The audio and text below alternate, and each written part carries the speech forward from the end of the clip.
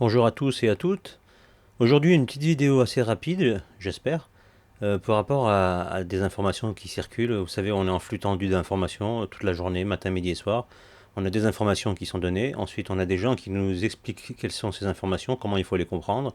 Ensuite, vous avez d'autres personnes, des gens classiques de la population qui nous expliquent que ce qui est vrai et ce qui est faux, des gens, ce qu'on appelle des lanceurs d'alerte, etc., qui décortiquent tout ça et qui vous montrent le vrai du faux, souvent avec pertinence, parfois avec des bêtises, parfois avec des choses plus ou moins incorrectes, etc. Il y a tout un panel de gens qui s'expriment, mais c'est pas le sujet.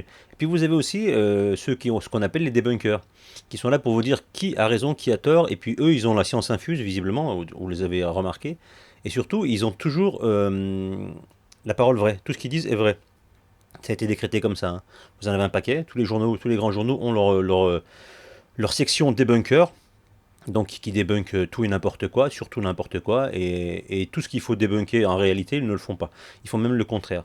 Mais à la limite, ça, c'est de bonne guerre, on s'en doutait. Mais là, aujourd'hui, il y a eu, aujourd'hui ces jours-ci du moins, il y a eu un débunkage qui pour moi est passé complètement de travers. Il a complètement raté son effet. Je vais vous montrer ça tout de suite. Je vais vous montrer ce qu'il a voulu débunker. Et ensuite, je vais vous montrer que je vais débunker le débunker tout simplement. Alors, je suis pas le seul, il y en a plein de gens qui l'ont déjà fait. Pas pour le coup, hein, mais beaucoup d'autres gens ont été débunkés. Donc, je vais m'amuser à le faire aujourd'hui. Et j'aime bien, c'est parce qu'il y a des gens, quand vous les écoutez, ils ont une prétention qui les dépasse. Et sincèrement, avant de parler, ils devraient réfléchir à deux fois au lieu de la ramener et surtout à critiquer et à insulter les gens. Alors que s'ils avaient gardé le silence, ça leur aurait évité qu'ils se fassent afficher comme je vais le faire aujourd'hui. Et ils auraient eu un peu l'air intelligent. Là, ils ont l'air complètement cons, en particulier. Donc là, c'est sur le site qui s'appelle Fact and Furious. Vous avez vu, il y a un jeu de mots. Fast and Furious, la série de téléfilms, enfin de films absurdes et complètement déglingués sur des voitures qui font voilà, des courses de bagnole avec des nanas, voilà, bref, de la merde en boîte, tout ce qu'on peut trouver de plus dégradant qui se fait, de plus stupide qui se fait dans le divertissement de masse, c'est la série Fast and Furious. Le mec il s'appelle Fact and Furious. Fact, il y a le mot fact, donc je vous mets la capture, là vous le voyez à l'écran. Donc Fact and Furious, donc c'est un enragé de la vérité, au fait, des faits. Il va nous le prouver. Apparemment, c'est un débunker qui a la vérité dans les mains. Il sait ce qui est faux, ce qui est vrai. C'est la pièce étalon. Il a ça en lui. Donc, et ce personnage-là, il s'appelle Antoine Daoust, comme vous pouvez le voir. Donc, c'est Charles Antoine Daoust, c'est lui qui nous fait ça. Donc, il va se baser sur une vidéo qu'un jeune homme a fait récemment. Et l'intitulé de son article, c'est Non, Pfizer n'est pas l'entreprise qui a écopé de la plus grosse amende de l'histoire des USA.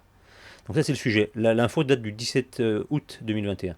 Donc c'est quand il a publié l'article. Et la vidéo, donc il nous met une capture d'un certain Bertrand Filouzelli. Je ne sais pas si c'est lui qui a fait cette vidéo, mais en tout cas, il l'a posté d'un jeune homme qui parle et qui, la vidéo, elle est là. Donc je vous la montre et je vous mets le son. Donc d'abord je vous montre, il dit une chose intéressante donc dans l'article, c'est ce monsieur là, David Antoine Daoust pardon. Il dit dans une vidéo, un internaute interroge Google sur la plus grosse amende jamais versée par une entreprise. L'assistant lui répond, selon Twitter, Pfizer a reçu la plus grosse amende de l'histoire des USA, 2,3 milliards de dollars en 2019. Et la vidéo est en dessous. Donc je vais me mettre la vidéo puis ensuite je vais continuer l'article. Les gars, vous les connaissez les bienfaiteurs de l'humanité? Les sauveurs de l'humanité, vous les connaissez? Qui a reçu la plus grosse amende? Voici quelques informations sur plus grosse amende. Selon Twitter, Pfizer a reçu la plus grosse amende de l'histoire des États-Unis, 2,3 milliards de dollars en 2009 pour corruption de médecins et suppression de résultats d'essais défavorables. Fin du game. Ciao. Je savais pas que c'était aussi facilement manipulable l'algorithme de l'assistant Google. C'est pas sur une donnée qui se base l'algorithme. Il prend des milliards et des milliards d'informations qui cumulent. Et ensuite, il arrive à faire des profils de réponses, par exemple, où il arrive à déterminer la nature des recherches des gens, ce qu'ils veulent savoir, ou même retrouver une réponse parmi des milliards et des milliards d'informations. Et à la fin, quand elles sont nombreuses, il donne l'information la plus répandue. C'est pas sur un tweet. Je sais pas d'où il sort ce gars. Je sais pas ce qu'il picole, s'il boit. Enfin bref. Il nous sort ça comme ça. Il faut juste décortiquer. Des fois, on rigole, hein. C'est juste. C'est assez drôle. Et donc, il poursuit. Ensuite, il dit 20 milliards de dollars d'amende. Et donc, il dit ce triste record, 20,8 milliards exactement. Ce triste record appartient à la firme pétrolifère BP. Cette dernière fut condamnée à une amende de 20 milliards et 8 de dollars suite à la marée noire de 2010 qui avait dévasté le golfe du Mexique. Ok. Je suis même pas allé vérifier ce qu'il dit, je voulais juste ce qu'il a ressorti lui. C'est probablement, il y en a encore peut-être d'autres, hein. Et je suis sûr qu'il a sélectionné, en cherchant bien, on va en trouver plein d'autres. Suivi de près par la banque JP Morgan, vous connaissez la banque JP Morgan? Condamné à une amende de 13 milliards de dollars suite au crédit hypothécaire de la banque, est accusé d'avoir vendu fallacieusement lors de la crise financière des subprimes, donc en 2008. Et c'est marrant qu'ils disent la suite de la crise financière, c'est vrai que tout le monde sait que c'est 2008. Il y a des gens qui ont 25 ans maintenant, il y a 10 ans, il y a 13 ans, ils n'étaient pas là. Ils sont pas au courant, ils sont zappés. Mais bon, c'est pas grave. Il veut fact-checker, il faut aller jusqu'au bout même de l'info quand on donne une info. Ensuite, il dit quant à Pfizer, le laboratoire a bien écopé d'une amende de 2,3 milliards de dollars pour publicité mensongère. Il n'en donne pas plus. Il met le lien, je ne suis pas allé voir, sincèrement. Peut-être qu'il y a des infos. Mais en fait, il faut recouper les informations que vous avez en français et en anglais surtout. Parce que c'est toutes des compagnies étrangères. Et la presse anglo-saxonne, elle est beaucoup plus complète et beaucoup plus sérieuse au niveau des informations. Vous n'aurez même pas le tiers du quart du début de l'explication dans les articles en français. Ça, et avec tous les traducteurs qui existent, et des fois, il n'y a pas besoin d'être un super calé en anglais pour comprendre ce qui se dit. Je vous conseille fortement d'aller vérifier dans les sources de la langue originale. Contrairement à ces gens qui font tout sauf de l'information. Et donc il nous sort ce trio gagnant, BP de 20,8 milliards, JP Morgan 13 milliards et Pfizer 2,3 milliards. Donc on se dit, bon, le gars il s'est exagéré, il a dit Pfizer, je sais pas ce qu'il racontait là, 9 milliards, un truc comme ça. On se dit, bon, bah ok, d'accord. Il s'est trompé, mais ça enlève rien que Pfizer ait une grosse amende. Non, oui, non, on n'est pas ça, on n'est pas d'accord. S'il veut. Après, il nous a fait un classement. Alors son classement il est marrant. Et je termine, ah oui. Donc les sources, je sais pas ce qu'il nous cite, il nous met un tweet pour se justifier. Sincèrement, je suis même pas allé voir ce qu'il a dit, j'ai pas eu besoin. Moi, j'ai lu l'article, j'ai rigolé et je savais déjà, je connaissais déjà les infos. Donc j'ai cherché 2 minutes pour vous retrouver les articles que je vais vous montrer tout de suite après.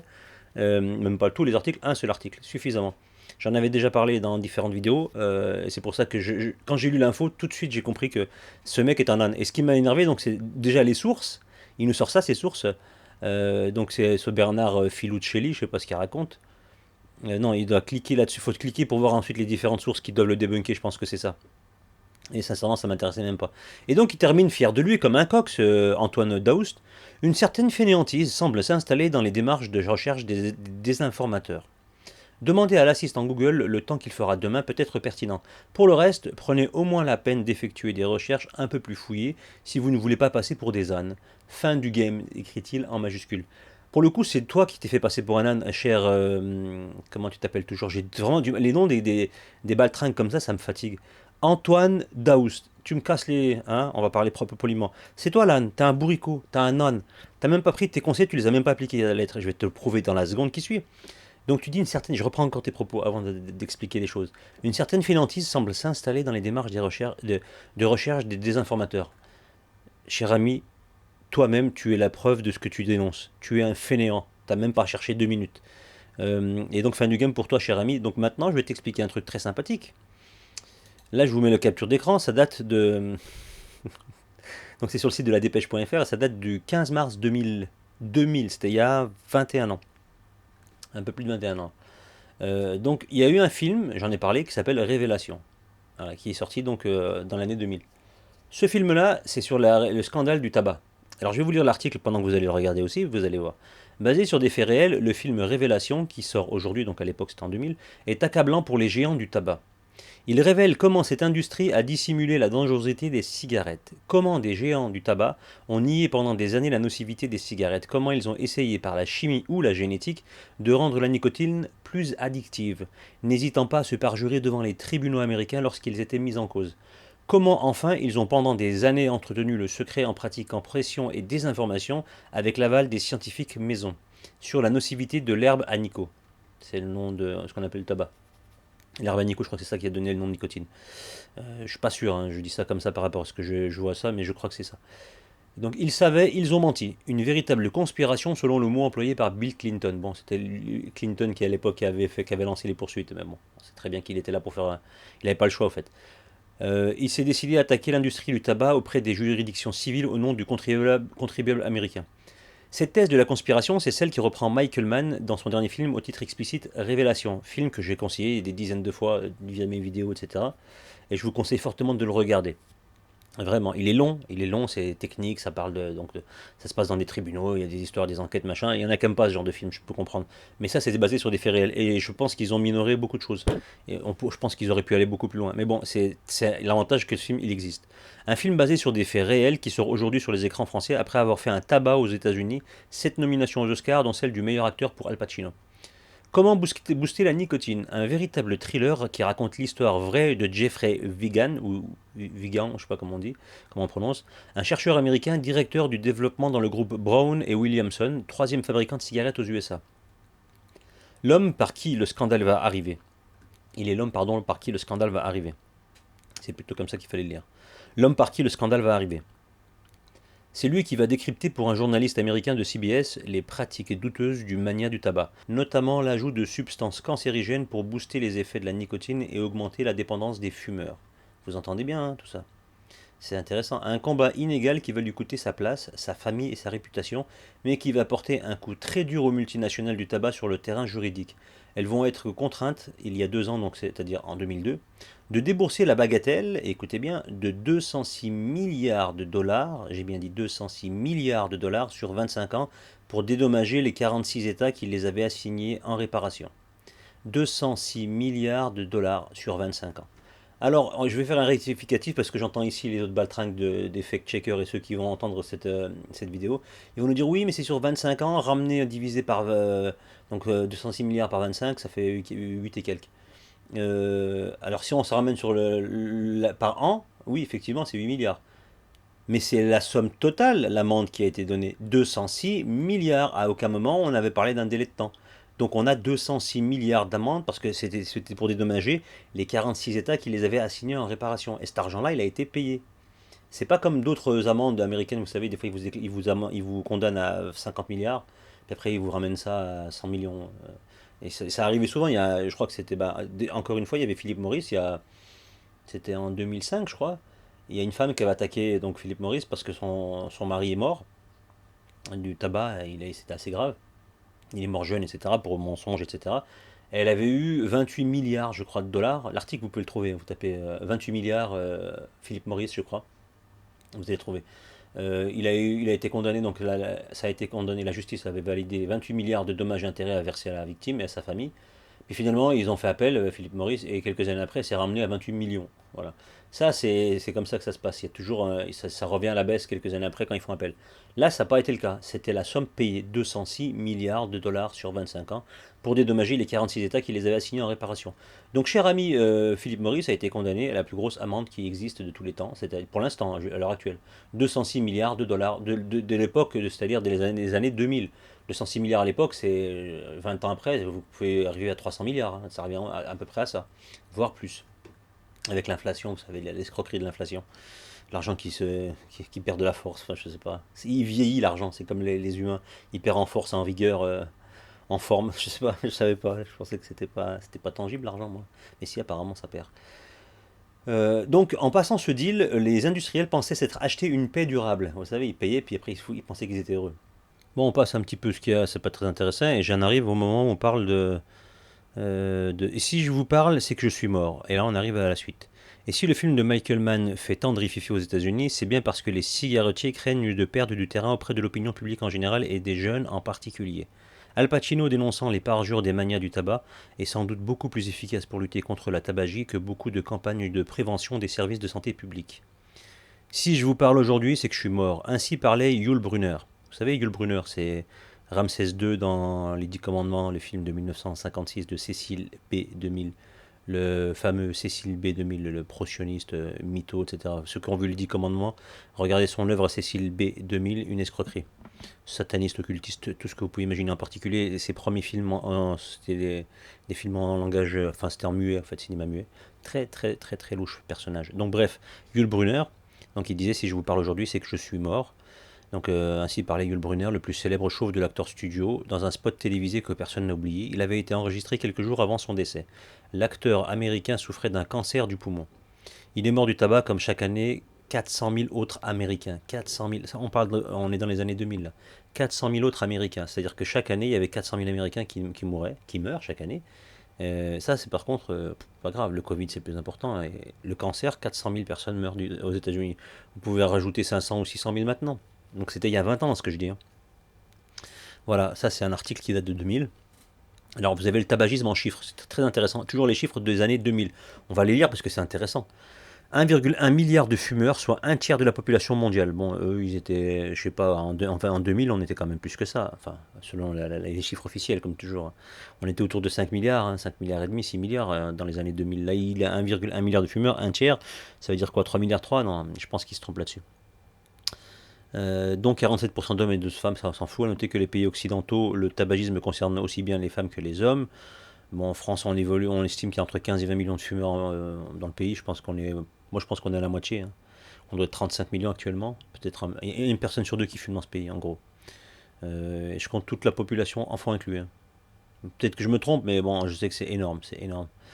Mais à l'époque, voilà, on avait 3,5 millions de morts. C'est le nombre de décès chaque année dus au tabagisme dans le monde. Un chiffre qui devrait tripler dans les 2 prochaines décennies. Bon, on y est.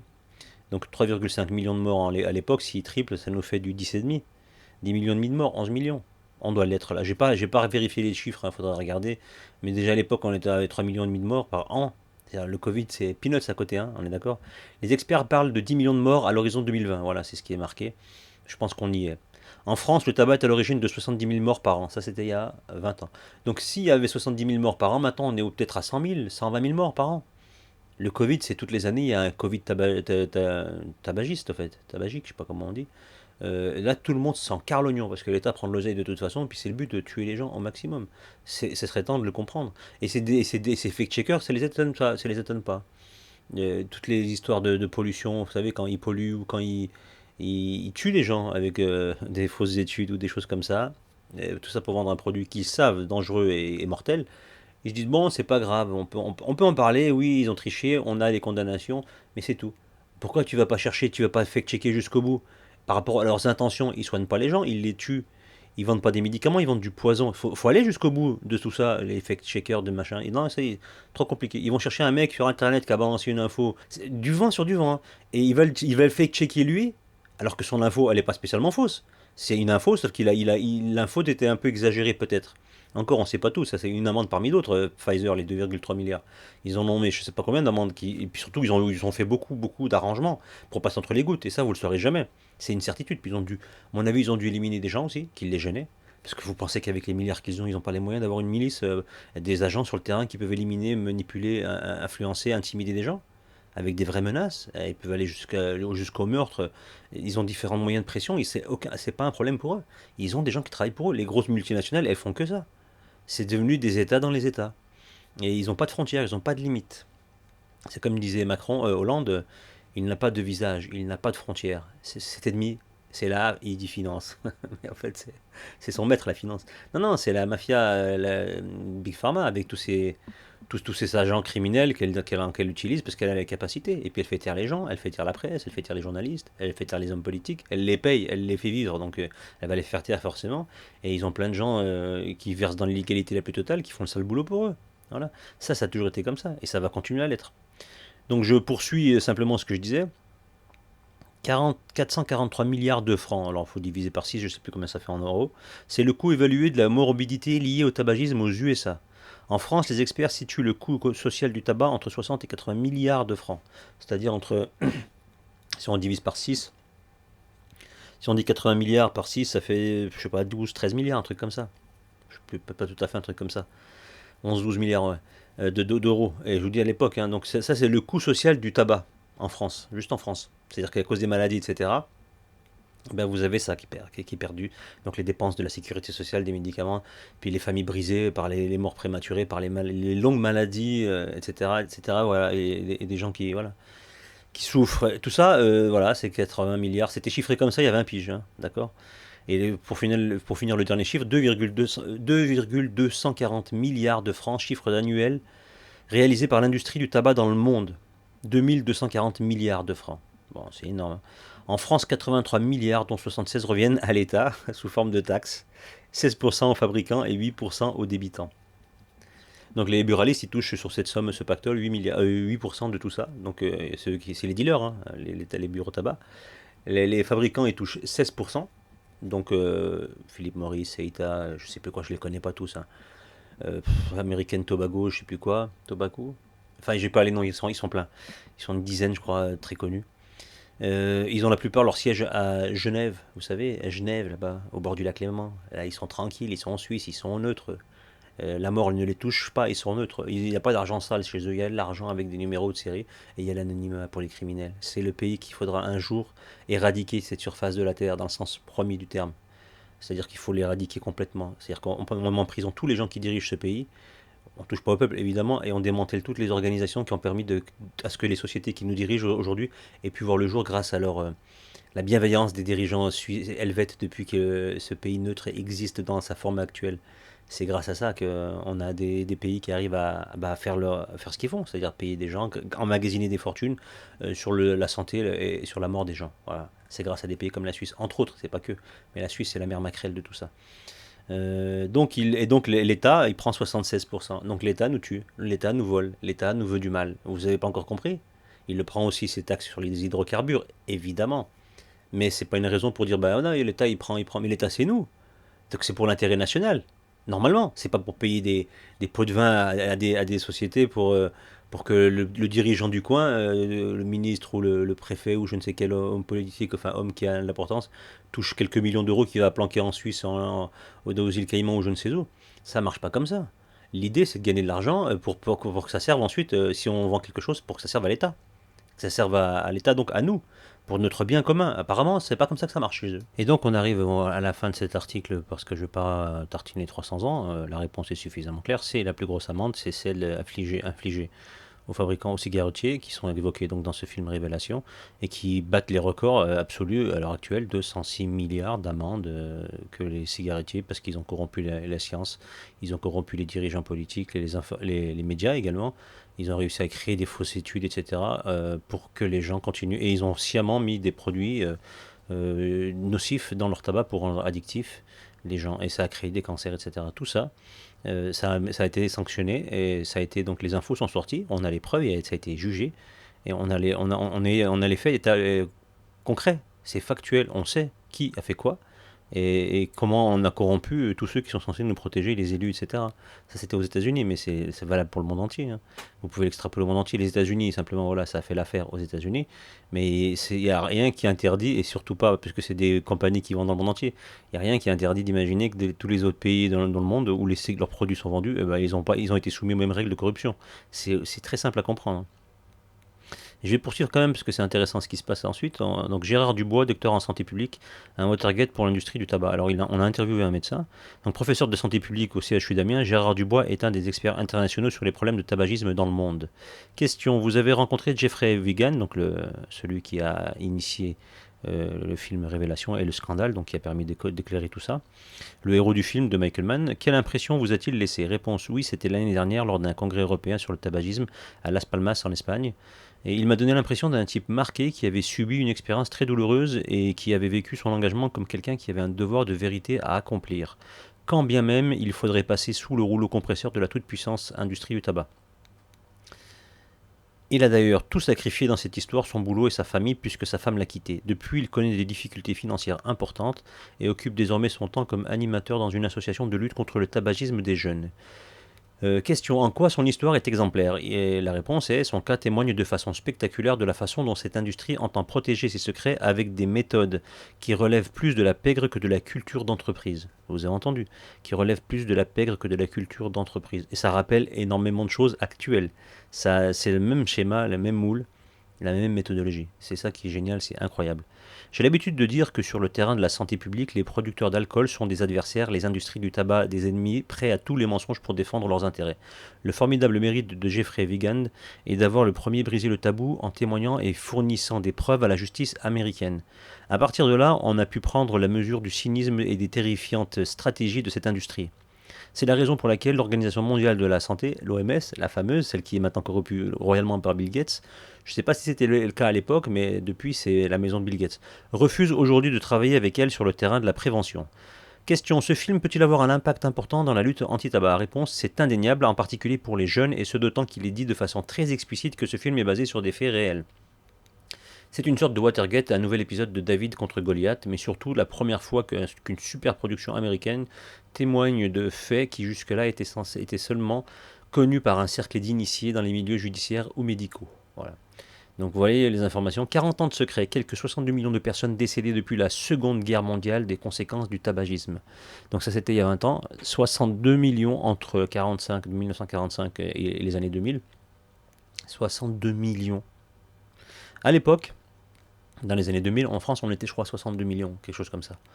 Ou 60 millions, peu importe. C'est quasiment toute la population française qui est morte en... Ça gêne personne. Voilà, ça gêne personne. Voilà, rien. 1,5 million de morts par an, 1 million, maintenant c'est plus que ça. Hein. Ça gêne personne. C'est d'abord aux États-Unis qu'ont eu lieu les premiers affrontements judiciaires entre scientifiques et consommateurs d'un côté et cigarettiers de l'autre.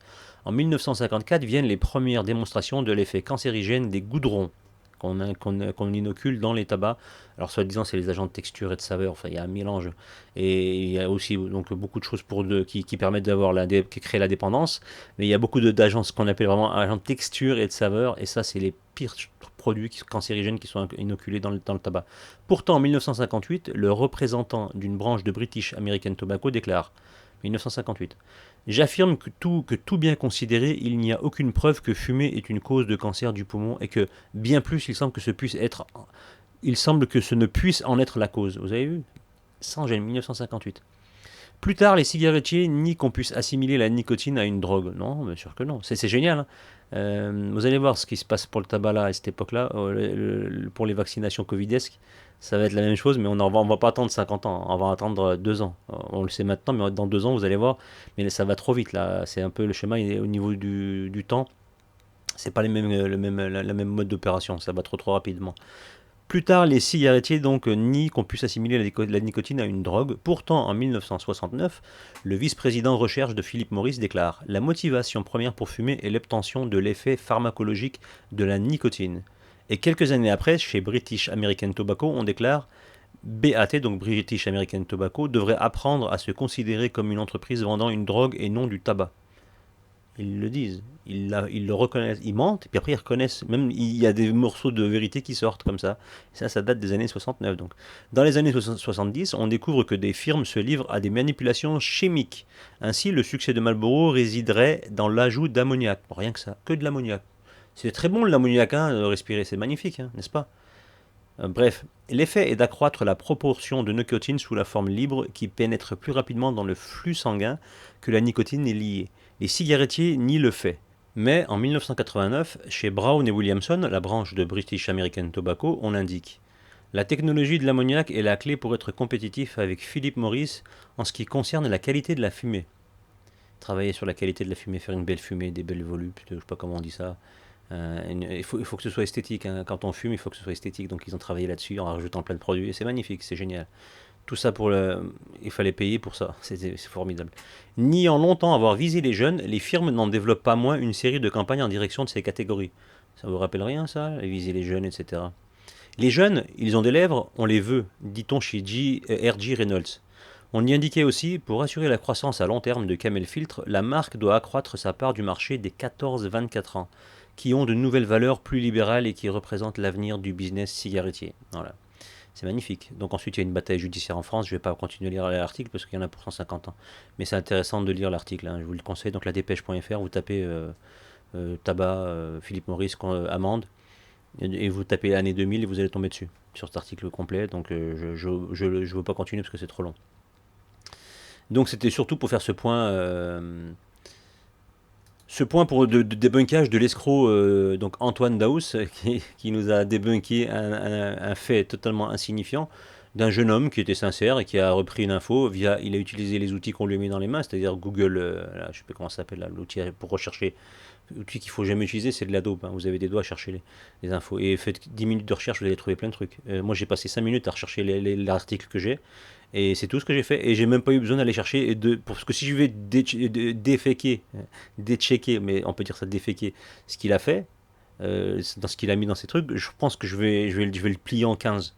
Et après, je vais directement l'envoyer par la poste direction sur la Lune. Parce que c'est à sa place. Il a rien à faire sur cette planète. Il est d'ailleurs ce guignol de Fake and Furious, ou je sais pas comment ils appellent ça. Fake Furious, enfin je sais plus comment j'ai oublié le nom à la con de son. Je vais regarder ce que j'ai oublié. Fact and Furious, ouais. Truc de geek à 2 balles, des tocards quoi.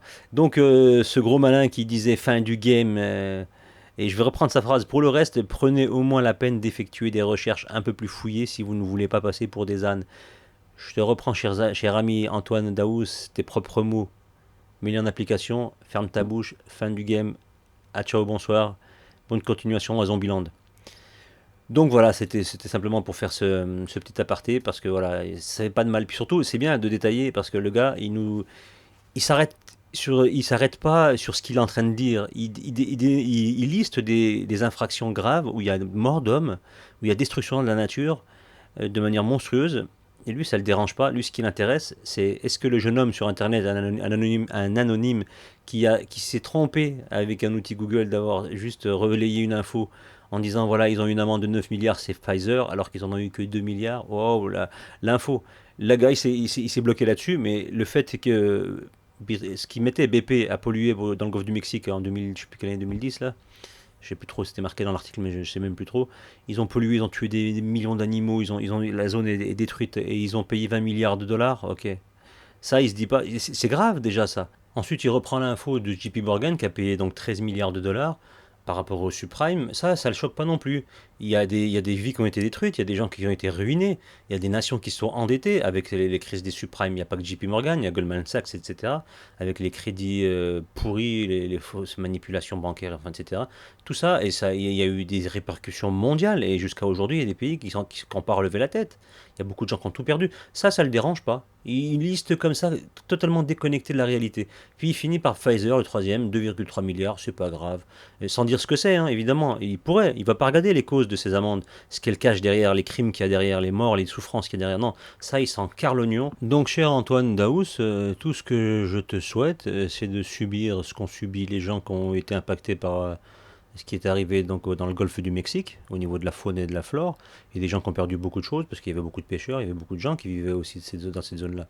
Je te souhaite de subir ce qu'ils ont subi, je te souhaite aussi de subir ce qu'ont subi les gens qui ont tout perdu pendant que Goldman Sachs et JP Morgan se remplissaient les fouilles et qui étaient largement subventionnés par les États à coût de 800 milliards d'euros juste pour la zone euro, je crois que c'est même plus, qui ont été renfloués parce que too big to fail, trop gros pour tomber, il fallait les engraisser, et ils ont détruit les nations et tous les gens qui ont tout perdu pendant les subprimes et pendant que la crise donc, de 2008. J'espère que tu subiras ça et que tu auras la même désinvolture à le subir, ce qui m'étonnerait, qu'à le dire, à l'écrire bêtement sans expliquer rien du tout, en soi-disant, en étant un bon fact-checker, tu vas jusqu'au bout du mensonge, non, tu vois qu'une partie soi-disant du mensonge, mais la montagne gigantesque de l'iceberg qui est pourtant émergée, tu ne la vois pas. Elle est même pas cachée, tu ne la vois pas. C'est preuve de cécité d'un niveau. Je crois que c'est plus soignable. Il faut directement te faire une ablation de la tête, direct. Cerveau compris, tout. On enlève tout. Et je te souhaite aussi également de subir ce qu'ont subi les gens qui ont fait condamner Pfizer avec l'amende dont tu classes troisième comme si c'était rien et tout. Je te souhaite de subir ce qu'ils ont subi, donc effets secondaires, etc. Tout ce que je te souhaite.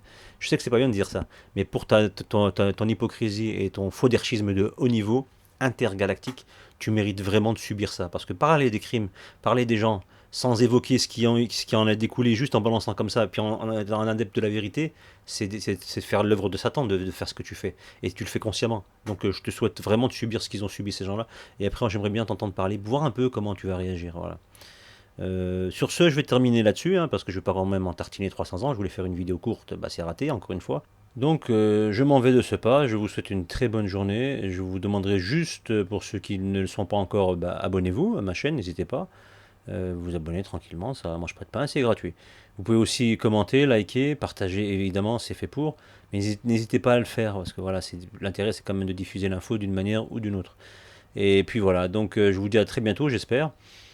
Toujours de manière non prévisible, hein, c'est de la surprise, c'est comme les Kinder surprise, mais là c'est la vidéo surprise, voilà, on ne sait pas quand est-ce que ça tombe, mais ça tombe en général de manière régulière, enfin on essaye. Donc voilà, je vous dis à très bientôt, faites attention à vous, gardez le moral et surtout, que Dieu vous garde.